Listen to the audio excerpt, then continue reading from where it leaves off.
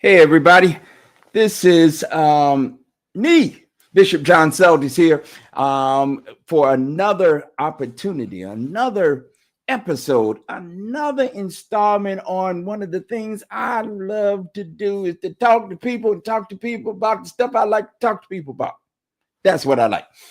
And this podcast is the opportunity to what I call chop it up with some of my friends, some of my colleagues, some of the folk who I think are some of the most incredible people in all of the world. I know some fabulous people, and tonight is not any different. I'm going to talk to a longtime friend. Let me be very official and very formal. Let me be very formal. Our guest tonight is a member of the Connecticut House of Representatives. She represents the District 135, I believe that's right, 135. She is a member of this august body and has been there for a little while now. We have to ask her for how long has she served. I think it's been about 6 years, 7 years. And I was surprised she was running when I found out about it, but I wasn't because I know who she is and how she is. I'll talk a little bit in just a minute about how long that's been. She comes from parents who were active in community. Dad who is a teacher, educator, mom who is at home and out in the streets trying to pay the bills and do what she needed to do for her community. This is a person who is dear to me.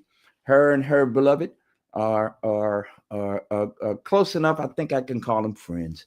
Let me present to some and introduce to others the Honorable State Representative and Hughes. She gonna get me for that honorable part.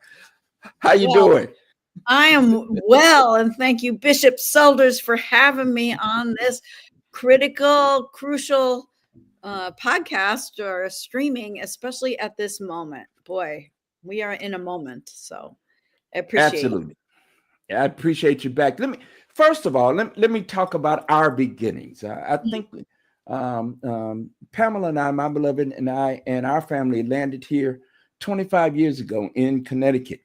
We landed on Hartford, Connecticut, and it wasn't long after that we were introduced to you and your beloved were introduced to us because of the work you were doing in outdoor ministry. We call it in mainline church. We call camping and all of the resources that are rendered to folk who have the experience of the outdoors in ministry. We call that outdoor ministry, and so we met there, and it was in our meeting there we made some commitments to each other that we'd be truth tellers with one another and that we would partner together.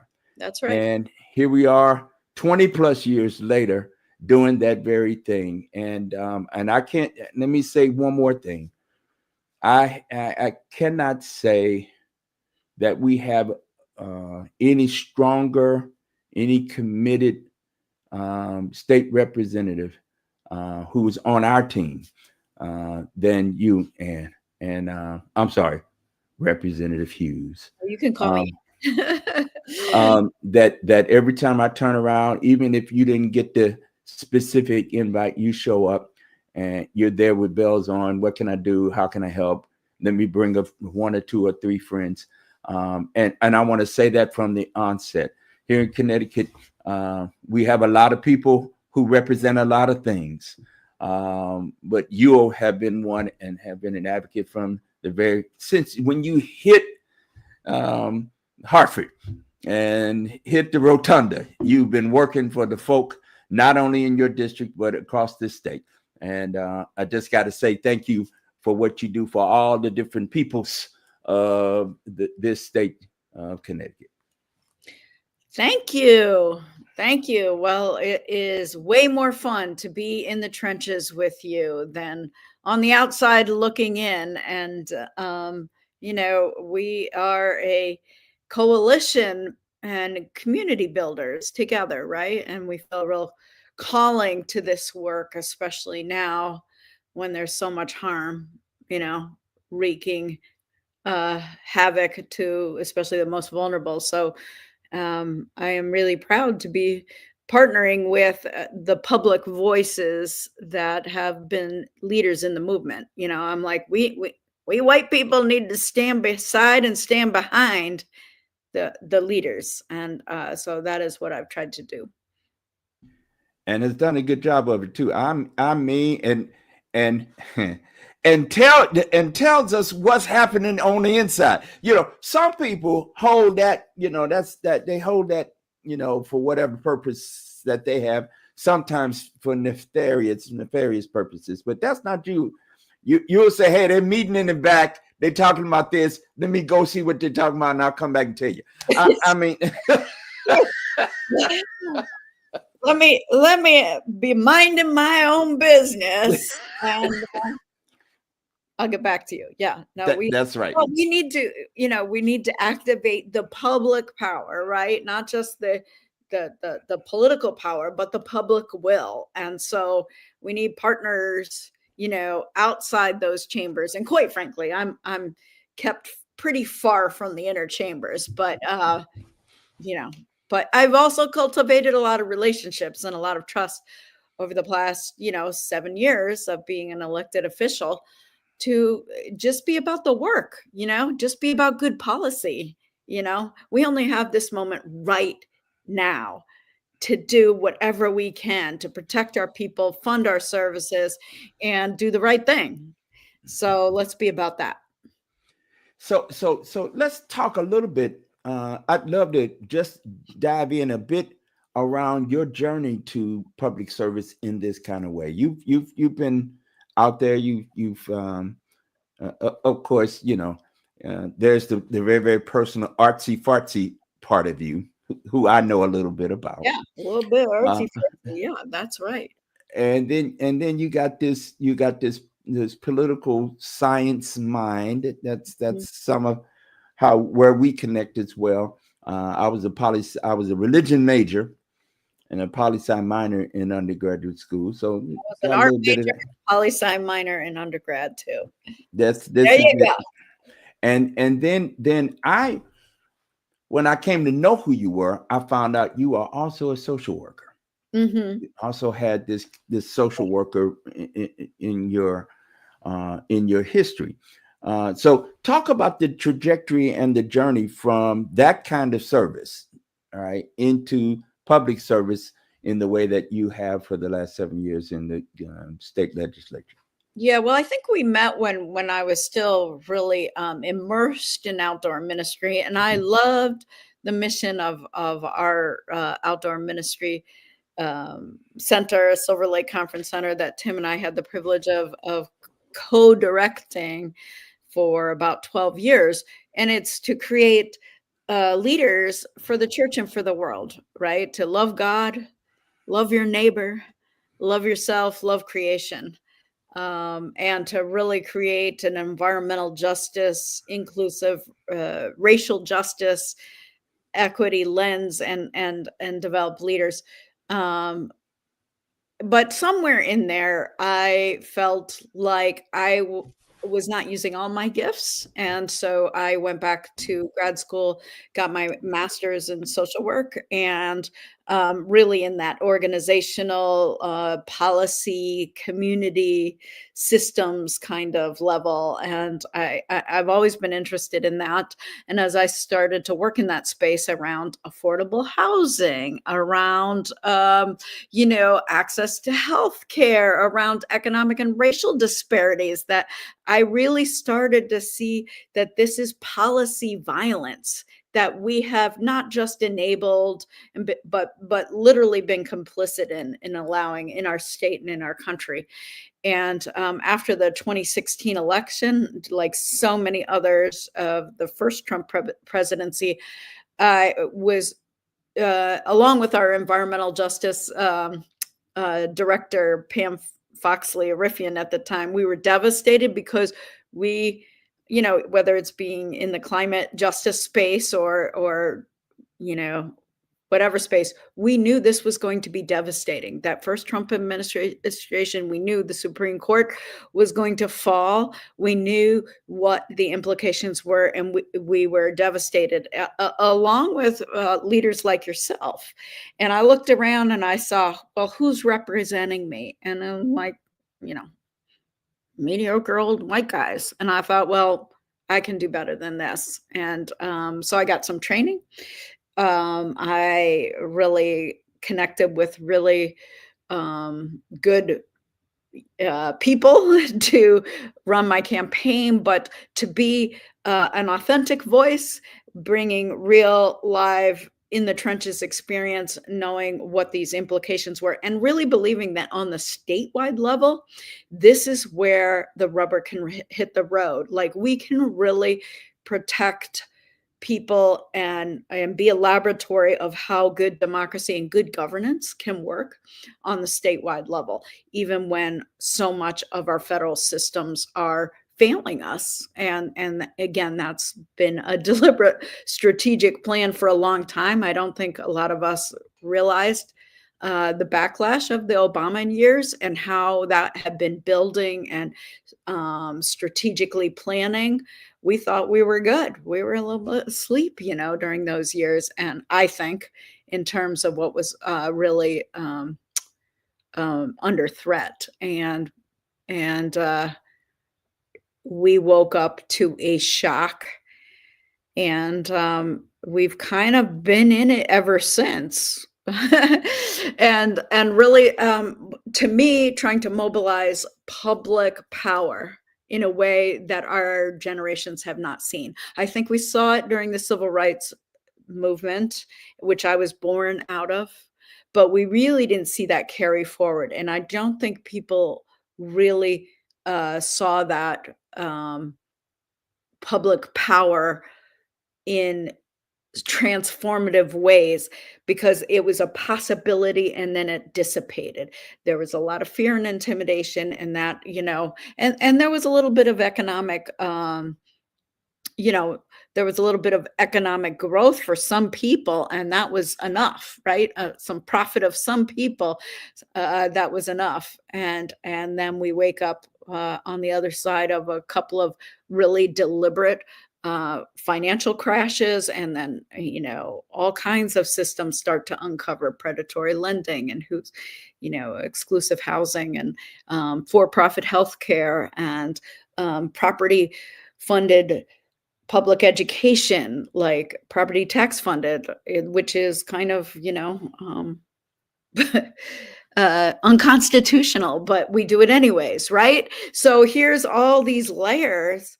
And how can we start to be a coalition of fierce public determination to, I will say it, radically transform these systems of policy violence? Listen, one of the things I didn't realize until we moved here to Connecticut. Now, and of course, I've been involved in some kind of way in the public good conversation, probably my whole life. I'm third generation preacher. My grandparents were the musician that I am. A lot of people don't know that, but I'm a musician. And the preacher and the minister that I am are because of my paternal grandparents. And they were also social workers. So okay, I didn't know that. Yeah, my grandfather and my grandparents in the community where the family homestead and where I was birthed into owned the old folks' home that they bought some property in a building catty corner and behind where the family homestead used to be. And as the story came to me, my grandfather connected the garden hose and put some extensions to it. and ran holes all the way over across the yard in the other people's yard and then onto their property, and hooked it up in some kind of way so that the old folks' home could have water. Wow. And right, and he was a friend to the Sisters of Charity Yep. in my hometown, Okay. and he was also befriended by the Deaconess sisters. And Okay. so people in congregational land up here up north don't know part of who we are in the tradition that you and I serve in and live in, has German Reform, Dutch Reform Right. roots, That's right. and that's where the deaconess come from. There was a religious order of folk Mm-hmm. who were not Catholic, but they Mm-hmm. were Protestants. And so my grandfather used to, I found records of him getting donations and working with these communities back during the Depression years. And so so who I am today is in the blood, literally. But Right. what Well, I you saw demonstrated in real time how mutual aid works. That's right. That's exactly right. That's exactly right. And that is And- what we need to tap into, your lived experience, your ancestors' lived experience, because we have not seen that in our individual, like the American dream kind of individualized thing. We have not seen that. But my mother talks about the Victory Gardens during World War II, and the war effort, and also all the women going to work Mhm, at the Navy Yard and in the mhm. factories and stuff. So we have seen what, a transformed economic order can look like when it is, seated with very super local, both mutual aid, organizational, let's feed each other, uh, um, systems, right? Right. Right. I think well, I want to say more about that. Because I think that's where we've got to be heading. If that's not in our minds, how we do what we do in community, then we're missing something here. Right. And of course, some of this is countercultural because Mhm, here in the land of steady habits in the Northeast, New England, mhm. there's a lot of what we experienced when we came here. Pamela named it, my beloved named it this way. She would say, there's a lot of alienation, isolation, and aloneness that we experienced because people did, you do your own things, and as you named earlier, mind your own business. The people mind their business here, and yet part of my if I lived in another life, I probably was a history professor Mm. because I thrive on hearing, reading, and being in libraries and sitting in the stacks and smelling a little bit of mildew and old paper. That you can get me going when I'm in the stacks, pouring through documents and reading histories. Yeah. And one of the things that I've enjoyed being here in the Northeast and in Connecticut specifically is that there is a long tradition, a Mm. very long tradition of people, ordinary folk, accessing and speaking to the Connecticut General Assembly, the Yes. legislature, for purposes of doing good for not just oneself, but for everybody. In fact, there's a guy, a black guy, who in 1823, along with his partner, who was another person of color, sued the Connecticut General Assembly in 1823 for voting rights. I love it.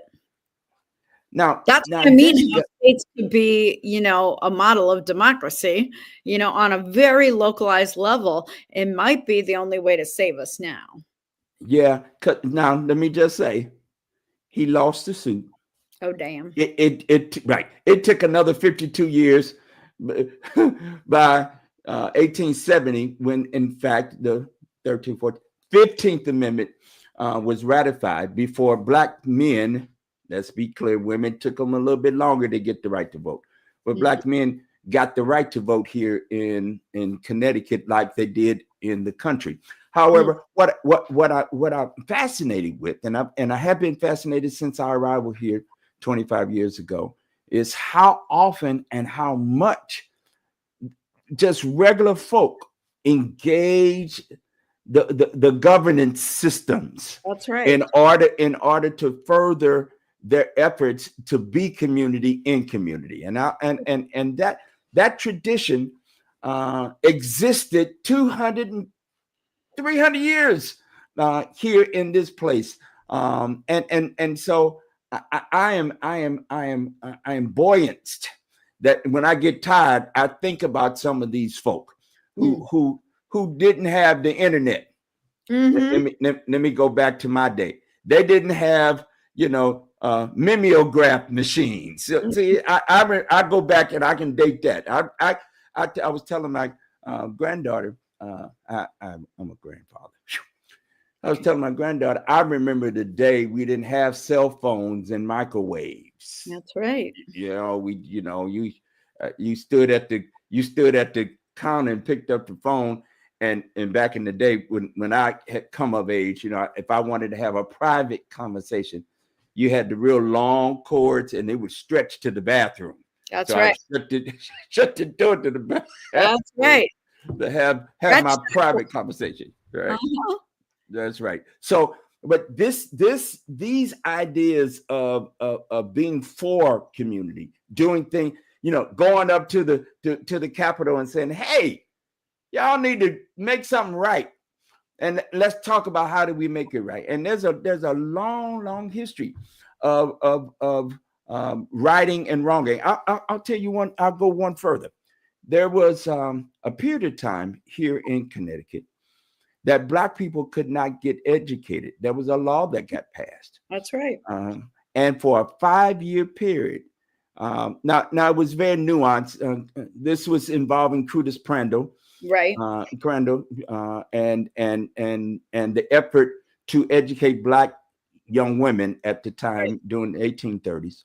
And there was a law that got passed that said you could not be educated here, Black person, if you were not born in this state. Now, just 5 years, they got rid of it. So for the vast majority of Connecticut state history, Black people could be educated. Now let me just be clear. The grand caveat to this story is that Black people taught Black people. It didn't go vice versa. Yeah. And I heard somebody was saying, and so the Hartford Public Schools has always educated Black people. No, not actually. These were folk largely in churches, and one of the claims that you and I can have is that those early Black people who were educated 250 years ago in any kind of systemized way were educated in churches, and those churches were a part of our tradition. That's right. And so, this is the kind of local you're speaking of, Representative Hughes. That it's going to take, I believe, the same kind of fervor, the same kind of passion, the same kind of interest. And there are things we can do that we don't. In fact, I mean, no disrespect, we don't need government for. True. Actually, right? True. Now, I'm glad for the government to come along and designate funds, and I'm happy for laws and policies that do that kind of advocacy, and to do that kind of advocacy for those on the margins, those at least of these. And can I just say this for everybody? Everybody has, in my opinion, has the right to education. Everybody should have the right for a job if they want a job. Everybody should have a right somewhere to stay. They want to stay somewhere indoors. And Mhm. everybody, listen, everybody has a right for somewhere to live, some kind of affordable housing. So I'm for all of the policy work, all of the laws that you advocate for on a day-to-day basis at the legislature. But clearly, it's going to take those of us who are invested in community, Right. those of us who live in community, to reach out in our own spaces, in our own communities, to do the good work of caring for each other. Huh? Yeah, absolutely. I mean, part of my journey, I graduated, long time ago from undergraduate, and I felt called to go live for a year in community and Christian Appalachian Project service in Eastern Kentucky. So Eastern Kentucky coal fields, very desperately poor. Um, and for whatever reason, even though I had really never been there, it felt like coming home to those mountains, those very ancient mountains. Keep in mind, the Appalachians are very, very old on Earth. And I was so surprised and moved by the fierce, strong community up every holler that, I worked in and lived in. And it was all mutual aid. There were no orphanages, there were no group homes. People just took people in, when their families died or whatever tragedy befell. And in the midst of this, fierce poverty, the sense of community was so rich that eventually I said, "Oh my goodness, I got to come back to, my roots in Connecticut and build that kind of community." We don't even know what we're missing. We don't even know um, how poor we are of that richness because we've never experienced it. We've experienced little pieces of it, maybe in our church and um, in in protests. I mean, in school, I was really involved in the student led divestment from South Africa apartheid. Very involved in that. Very involved in the AIDS, ACT UP movement in New York City because it was being um, ignored or shamed or whatever. I was involved in a wrap a ribbon of around the Pentagon of a nuclear disarmament. We were we were looking at very existential issues, and there was community among the artists and the musicians and some of the legacy folk singers and so forth, yeah, in that space that we're teaching around nonviolent direct action, that were legacies of um, the student civil rights movement, trainings and so forth. But that, like I said, that sort of dissipated in homelessness was a new issue. Keep in mind, in the mid 80s it became a crisis that wasn't there before. And so we were, outraged, as students are, about, why don't we meet the need? We were outraged by hunger. We were like, in the 80s, we were like, we have the resources and know-how to end hunger in the world by the year 2000. What we lack is the public will. So I was trying to, along with a lot of other student leaders, about how to organize that public will, youth-led public will.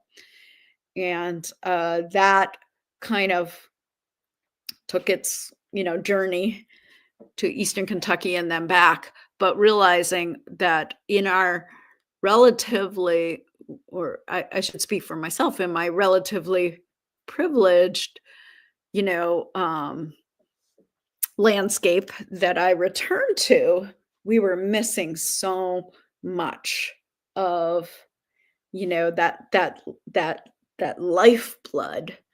And I think in a period of economic stability, even though um, we hadn't yet gone, yeah, I guess we had started to go back to the Iraq wars and that kind of stuff. But we didn't have a draft, right? So students weren't mobilizing against these unjust wars around Contra scandal and all that kind of stuff. It was just kind of like, that's what we do. We create, prop up dictatorships and so forth so we can extract wealth. And, we looked at that whole military industrial complex and saw that it's working for an awful lot of companies and an awful lot of elected leaders. So to change that equation, we've got to change some of that leadership. I think you're right. And I think, well, this is what I know. I know in these current times, as you know, and as those of who follow a bit of what we've been doing over the last bit of time, we've been talking about these moral times. For me, what is moral is the question of right and wrong. And we are that is a spiritual concept. Yeah. What is right and what is wrong. And in my mind, it's not too deep. We don't have we don't need major teaching. There's a I like using the Bible sometimes. That's what preachers do. We use biblical text as a way to do a bit of the storytelling we like to do. And there is a passage of one of the disciples of Jesus, who's now gone on after Jesus's death. He's gone on to start his own work, right? And he encounters some folk, and he encounters these folk. He said, "Well, what's wrong? You don't have a need of a teacher. You just need to just follow what you already know to do." That's right. The principle for me is that lots of times we already have what's in us. That's right. To make the difference, to do the right thing. And sometimes all there actually needs to be is somebody who calls the question. What does I'm going to speak in King James Version English, quoting the Bible. What doth, hinder thee? That there isn't the need in a moral sense of great teaching. It's either right or wrong. Yeah, and choose right. And when you choose what's right, then I think we all then benefit from that which is right. My problem is that very often we are bound by the relationships that we have, or the so-called relationships that we had, and we lack. You named this earlier in our pre-conversation. We lack the courage to do what. That's right. That's right. And so in my mind, as a legislator, in these times, I don't know what doth beset us. What's got us bound up? We have a Democrat allegedly in the governor's mansion. That I'm not trying to throw shade. I'm just saying.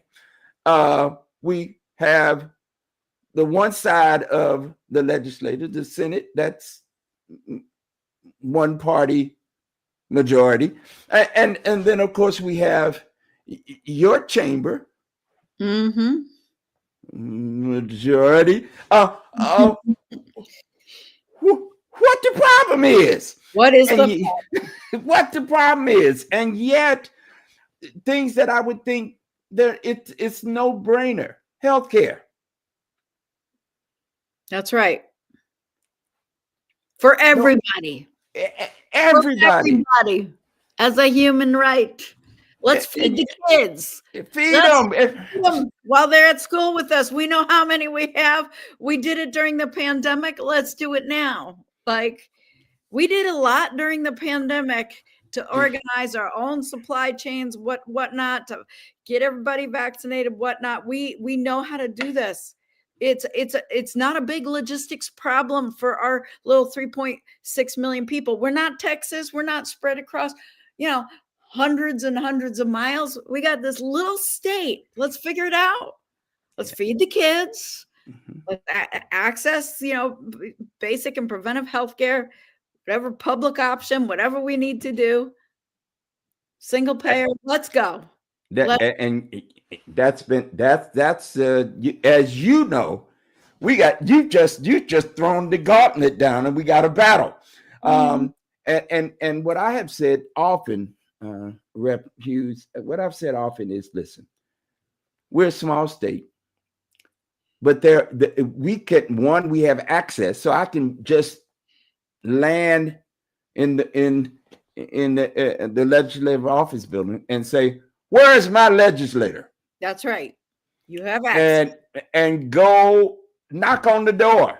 That's right. And can reasonably expect, if not meeting them, greeting them, at least greeting their staff and somebody who's related to them, and or see one of you and you say, yeah, they're over there.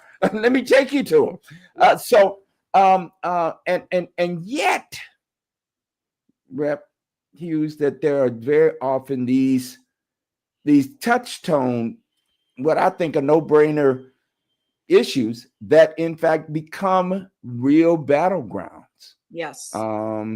And we get, we go slow as you go.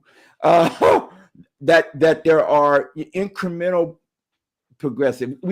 So for example, we had to have a new town happen here in this state. That's right. In order for us to have a for real conversation about gun legislation and gun law. Indeed. And it was still a battle. And there was still such fearfulness around that. We had to have our own George Floyds to have a police accountability bill. Absolutely. Absolutely. Yeah. You, as you know, I was very involved in that one. But that it takes such, and again, I mean no disrespect, and I'm really not trying to throw shade, although I could, on individuals or any group of people. But some stuff is just it's a hard pill to swallow, that we can't get some of the basic stuff just settled. Just it's over with. It's done. People ought to be able to eat. They ought to be able to have somewhere to stay that's affordable and safe. People really ought to be able to do health care and preventive care, and maybe even some selective. I would really like to not to wear glasses other than for the look of it, not to wear them because I can't see. And right. So what's I mean, the of all this technology and all these advances, if only a select few can afford it, what's the good of that? That's absolutely right. And so in my mind, Rep Hughes, there are these central themes, at least as far as I'm concerned. Police accountability, prison justice. That's right. We are way too imbalanced. The pendulum is way too far angled on Black and brown men in particular, but folk, right? In order, as far as people who occupy prison cells and prison beds, this idea that you can, by people who pass from the 3rd to the 4th grade, we can build prisons with that same number, because there's some kind of direct corollary to that. That seems to be there's something wrong with that. Something wrong with that. I have said to folk here in Hartford that It's not rocket science that most folk, I know it's not everybody, or where I'm from, we say everybody. I know it's not everybody, but most folk want a decent place to stay. They want some, some affordable place to eat. And here's one right now up your wheelhouse. We are battling right now on utility cost. That's right. That's right. What? Yes. Well, Talk again, a bit there's about a that. series of policy choices. We deregulated public utilities in the 90s. We privatized them. Oh, yeah, competition. It was going to be great. It was going to lower costs. We're going to make these deals. Except you either have Eversource or UI. There's no competition. And there's a lot of wrangling over what they can and cannot do. And our hands are largely tied because we made that policy choice a long time ago, and putting the regulations back in the bag for the public good, like you talked about, is much more difficult after the fact. And, there are big corporate entities making lots and lots of profits, paying lots and lots of lobbyists to convince us of, how good we have it, even though the ratepayers are left literally holding the bag. Yeah. It's a fun exercise. Let me just say this, Rep Hughes, to go our small state here, to land on Capitol Avenue in the LOB, the Legislative Office Building, or in the rotunda of the state capitol, when the guards are up and folk and there's a something going down that's being argued on the floor. It is one of the most sometimes exciting, sometimes infuriating for me exercise, just to watch how many people are actually involved in what is called the sausage making. Yeah. Right. Yeah. So there are those of you who are on the one side of the rope and stanchion. Mm-hmm. And then there are people who can't be on one side. They're on the other side of the rope and stanchion. Right. They're the lobbyists. They're the people who are being either representing organizations or corporations, for that matter, who are then paid to do the bidding for those organizations or corporations. And very often, what I miss, not from you personally or from some folk, but I miss a whole lot of the conversation. What we do here has people at the end of it, not corporation or organization. There are actual people and their lives. And actually, the people that are most impacted don't have time to go up there, don't have time to find out even who they're just trying to survive, trying to feed their families, and who is representing them? That's my question. When we are making policy, who is representing them? That's why I love, my social worker colleagues as legislators. I think they make excellent policymakers, because we are seeing the impact, and we need to go upstream and figure out what the systems that are designed exactly to work as our some of our colleagues have said, exactly as it was designed to do. It's not broken. It's working exactly as it's designed to do. Absolutely. That it benefits some. Mm-hmm. And excludes others. That's exactly right. And that's deliberate. That's been deliberate for centuries. Centuries. That's right. That's right. So in my mind, I'm not throwing the baby out with the bathwater. I think there is a role that people like me play. Yes. I'm reminded again, since I'm a preacher, I get to use biblical references. Mm-hmm. The the king was doing some wrong stuff, and the prophet, after having had some conversation with the divine, came to speak to the king. Mm. And he told the king a story. Mm-hmm. And when he told the king the story, the king was so outraged. Well, he ought to be dealt with. Well, you are the person in the story I'm talking about, dear Mm-hmm. king, right?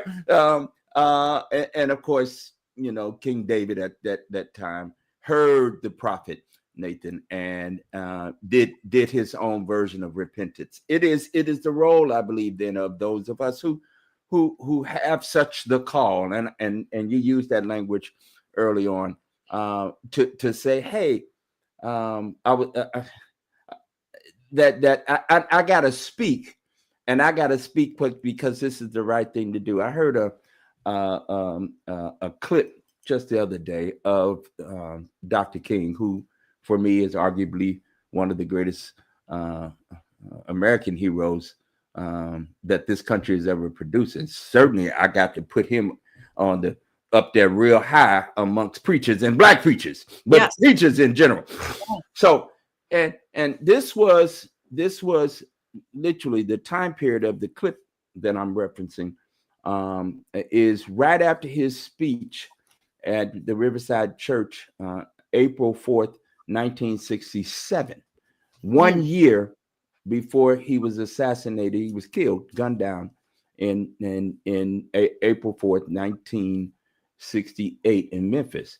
He said that, listen, there are those who would suggest that I'm swayed by the folk who give me money. Mm-mm. He said, that's not how I do business. Mm-mm. That I have a call that's greater than the folk who give money. Now he said, now our organization can't go without it. That's But right. but this is not, we're not somehow, there's not somehow a vote on what to do. If it's right to do, it's right to do. Whether we are given money or money has been withheld from, we won't be. He said, in other words, I won't be held hostage. Right? I'm going to do the right thing because it is my moral commitment. It is my ethical responsibility. And it's my right as a human being to say in this country, to say what I mean and to mean what I say. And quite frankly, we need a number of us who would say, okay, I understand. I appreciate your opinion. And I appreciate you got to do what you got to do. But I'm held and called to and That's hold the responsibility to do what is right because it is right to do. that's right. And there are these moments. So talk a little bit. We got a few more minutes to go. Talk a little bit about right now these days. What are some of the things that if you were asked, if I was in your district, I'd raise my hand. I'm not in your district. I'm still raising my hand. I'm still going to ask you. Okay. What are some of the things we ought to be paying attention to that are the right things to do right now? Well, I think, like you were saying, it is the right time to have a little moral courage and to be bold in our policy. I wouldn't even call them solutions, but ways to address the threats we're under. Okay. So, and one thing I've learned about my colleagues, some of whom you alluded to, is that they only bring who they are to this moment. And they haven't done the work that you have done. They haven't done the work of the labor movement that Martin Luther King Jr. was really, really getting some big momentum around. And so they're going to bring who they are to this moment, which is, thinking that it's maybe, 2015. It's not even 2024. 2025, I think, is we're looking we're in fascism. We're looking at running roughshod over the Constitution, over our rights, and no one's being held accountable, or at least it seems like no one's being held accountable. And so it's signaling to all kinds of bad actors and, corporate hoarders that they can get away with whatever they want. And that is so dangerous. Okay. And we need the kind of courageous leadership that I think you and I are built for in this moment to partner with, but not everybody is built for. So what I try to do with my colleagues is cultivate relationship and trust and educate. It's not a yes or no vote. You got to do that educating and explaining what the situation is on the ground long before you get into any vote or even proposed policy, honestly. So right now, I am looking at an urgency that I think some of our leaders do not sense because it's not impacting them. Rich white guys are still going to be rich white guys. And quite frankly, they'll probably be fine. But that's not good enough right now. Yeah, and I think you said it a bit earlier. It right now we're going to need to depend on ourselves. That's right. Our communities, our local communities, and I want the state to do the right thing. God knows I do, and I've been a voice and an advocate, and have taken several lumps. My own personal lumps and gone down with the cause, right? I've lost some things we have championed. I have, I and others. It's not just me. Right. There are many of us who are out here saying we believe something ought to be done about this, that, and the third. Something ought to be done about the pool. Cost. I'm not saying there's no cost. That's exactly right. That's exactly right. We have things that are now beginning to take place that have happened before, but in this moment, they're happening to many who've never experienced them before, ever. Right. We've never had the kind of outright storytelling. That's let me just say, the old people where I came from, you couldn't say lie. You had to say that was a story. You know, if you said lie or lying, that was a bad word, and reprimand was coming forthright, straightly, directly. But now, here's the new term: gaslighting. They'll just gaslight you. They'll just say what you saw, you didn't see. Here's the reality. That's right. And here's another thing I wanted to talk about: gaslighting. That who is paying the cost? You said we had to have our own Sandy Hook to real change some of our gun safety laws, which we have done, but we've also normalized little children fearing, every kindergartners, lockdown drills, intruders, active shooters. Where have we become a society that has normalized that and said that's acceptable? That's an acceptable price. Shame on us. Shame on us. That who is paying that cost? Children. Yeah. Shame on us. See, and that's the kind of thing I believe we ought to be able to do something different. Talking about education, for example, just let's take this as an example. The earliest of Black people who learned and were educated in any kind of systemized way, that happened because there were church people in their community that said, we're going to make sure you learn to read. In this state, we didn't have hospitals. That just didn't drop out of the sky. There were church people who said, we got to find a way to take care of folk who are ill. How do we do that in some kind of systemized way? That was religious folk that did it. The very first hospitals in this state, and in fact in the country, but in this state, let's just talk about Connecticut. Hartford Hospital started because some church folk got together and put some money together. And Oh, hospital was the Catholic sisters that were, running that. And that's exactly right. So there's an organization called the Village of Children and Families here in Hartford. yes. It got started because some church people said, we got to do something. There are far too many young folk, children, who are somehow separated from parents and families. And somehow there's a way in which we got to bridge the gap. In fact, can I just tell the real truth? Most of the social services that now the government would claim ownership of got started not by the government, but by people on the ground within religious communities and organizations. Right. The fact of business, the people started it. Minister, That's right. Called a responsibility to our neighbors. That's exactly right. That's exactly right. That responsibility. It wasn't, hey, all the meeting houses, all the centers of civic life, the church congregational meeting houses, the centers of civic government are in those meeting houses.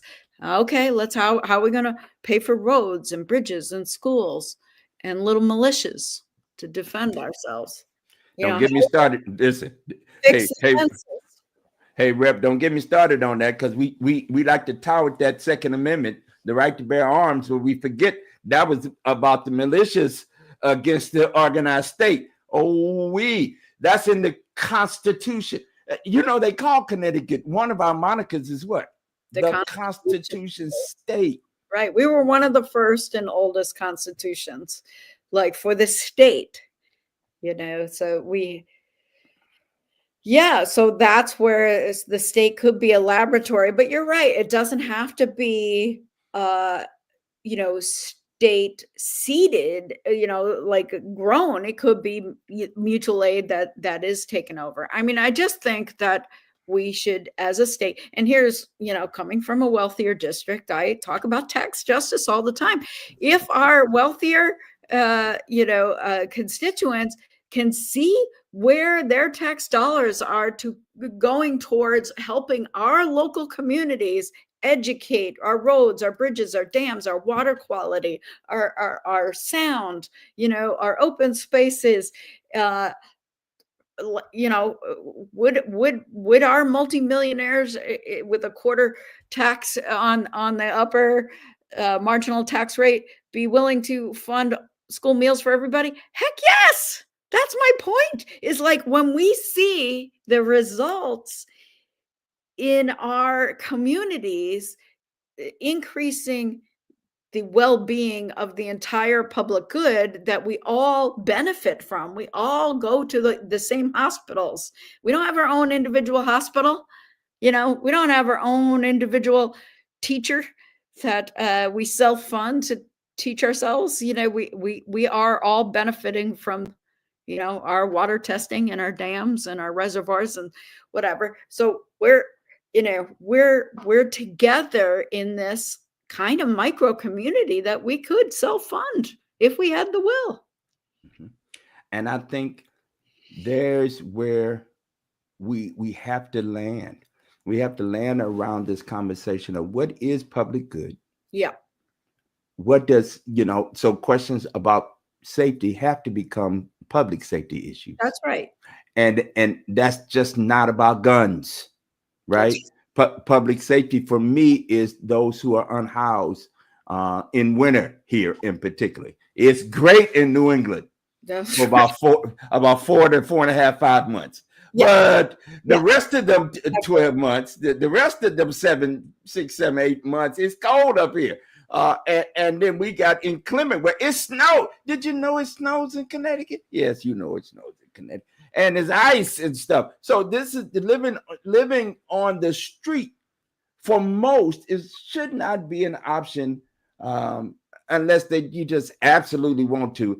And let me just say, even those that say they want to, it get cold enough. That you need to be somewhere where you're catching a little heat and a little shelter, if you will. I think we're right at our time, Rep. Hughes, and I promise you, I would take just a little bit of time. And let me say thank you, and for this opportunity just to chop it up a little bit.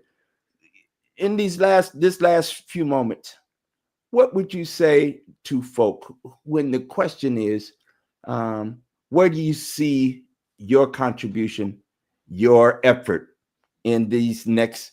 Well, I guess you got another year before you got to run for re-election. So you got another legislative session to do. But what do you think? What is the call for you? You know, and I'm gonna use faith language. What's God calling you to as a Connecticut State Legislature in these days, moving forward? I think the call in this moment is to amplify those stories, right?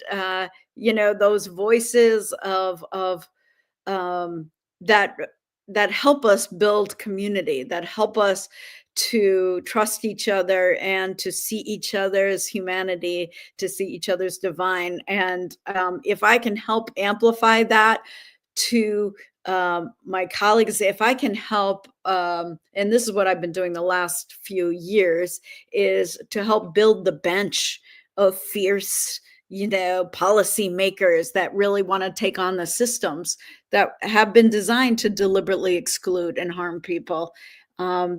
I want to build the bench and cultivate new elected officials to run for office and to be in community with me, and if they want to replace me, that's okay too, because our call isn't just to this one seat. It's to this moment. It's to this moment we're living in, and we need all the gifts. We need all the artists. We need all the musicians. We need all the preachers. We need the prophets, and we need some legislators to be in the mix and to be lending each other courage. So one of the things I will say is that we each have to decide how to protect our peace in this moment, and so to connect with like-minded hearts, that helps me really feel inspired and energized for getting out there and doing doing the work. And I'm trying to inspire my colleagues and my leadership to be bolder in this moment, because that's what I think that's what God requires of us, to do the kind of justice that we have. We only have this one moment. We don't have any guarantees we're going to have free and fair elections next year. So we have right now. So let's go. I'm with you. You just reminded me, Rep. Hughes, of a gospel song. And the lyrics say something like this: if I can help somebody as I pass along, if I could cheer somebody with a word or with a song, if I could show somebody that they're traveling wrong, then my living, I ain't gonna sing it, but then my living will not be in vain. If I could do my duty as a good faith person ought, if I could bring some beauty to a world gone wrought, if I could spread love's message as the divine taught, then my living shall not be in vain. The hook of this song says, my living shall not be in vain, then my living shall not be in vain. If I can help somebody. I can hear Martin King as he closes one of his speeches said, as I go along, as I pass along, then my living, our living, shall not be in vain. Shall not be in vain. Rep. Hughes, thank you very much. Thank you for this time, spending this time with us. Listen, when it's re-election time, y'all help her, because she do what's right most of the time, and if she don't, I'm in relationship enough. I'm gonna text her and say, listen, what you doing? What you doing? What's going on? That's right. That's right. Thank you very much. Give my regards and our regards to your beloved, and please keep us in prayer. We'll keep you in prayer. We'll fight the fight together. Because our living can't be in vain. All right. Can't be in vain. Okay. All right, everybody. Thank you. Everybody, we'll be back here. Same bat channel, same bat time, same bat everything. I'm a kid of the 60s. Batman was the vibe. That was the vibe. So folks, thank you again for your support. like, subscribe, do all the stuff you're supposed to do. And we appreciate you very much. We'll see you again next time. Peace. Peace.